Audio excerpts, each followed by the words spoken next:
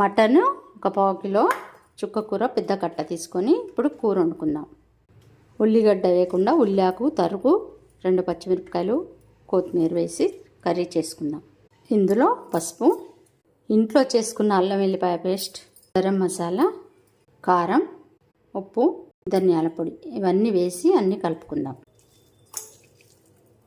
Stove మీద చిన్న cooker పెట్టి 2 పెద్ద స్పూన్ల ఆయిల్ వేసి యాలకాయ, లవంగాలు, దాచిన చెక్క వేసాను. ఇందులో ఉల్లి తరుగు, పచ్చిమిరపకాయలు ఫ్రై చేసుకోవాలి. ఇప్పుడు ఈ మటన్ కలిపి పెట్టుకున్నది ఇందులో వేసుకుందాం. ఇది కలుపుకొని మూత పెట్టి ఒక 15 నిమిషాలు నూనెలో ఉడికినాక అప్పుడు నీళ్ళు పోసుకుందాం. 1 కప్పు వాటర్ పోసి మూత పెట్టి ఉడికించుకోవాలి.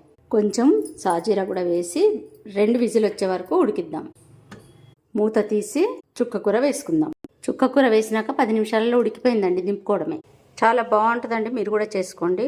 రెడీ అయిపోయింది.